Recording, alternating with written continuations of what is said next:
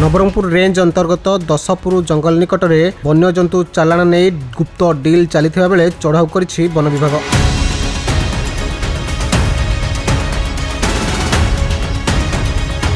सेठारु एक जीवंत वज्रकाप्ता उद्धार करा सहित 2 जन अभियुक्तों को गिरफ्त कराଯାଇଛି। यह सहित 2टी बाइक मध्य जबत होईछि। सूचना अनुसार जीवंत वज्रकाप्ता को 4 लाख टंकार बिक्री ପାଇଁ डिल चलता बेले माड़ी बसीथिला वन विभाग। चढ़ाऊ बेले एक प्लास्टिक डबारे रखा जाइथिबा गोटे जीवंत वज्रकाप्ता को उद्धार करा जाइथिला। वज्रकाप्ताटीर बयस 2 वर्ष हेबो बोली वन विभाग कहिछि। कौन सूत्ररू खबर पाई कि हमर गोटे टीम परफॉर्मेंस कले एवं तापर 10 निकटस्थ ग्राम जंगल टीम चढ़ाऊ कला चढ़ाऊ कला बेले 2टी बाइक सहित 2 जन आसामी एवं गोटे प्लास्टिक बैग रे वज्रकाप्ता थिला जबत कले। फर्दर इनक्वारी जो आम SF Subhash Chandra खंटिया further inquiry कले।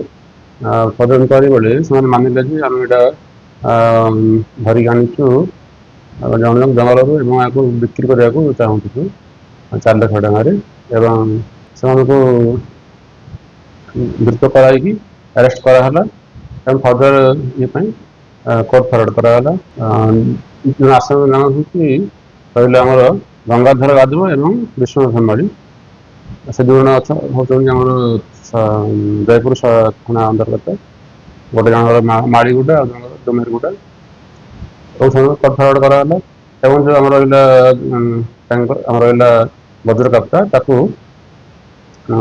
मेडिकल एग्जामिनेशन पर जंगल छड़ा आम जबत होती गोटे जीवंत वज्रकाप्ता 2टी बाइक आ गोटे प्लास्टिक बैग आ मोबाइल। यह घटना गिरफ होता 2 अभियुक्त हेले कोरापुट जिला मालीगुड़ार विश्वनाथ माली एवं जयपुर थाना अंतर्गत तुमेरगुड़ा ग्रामर गंगाधर यादव।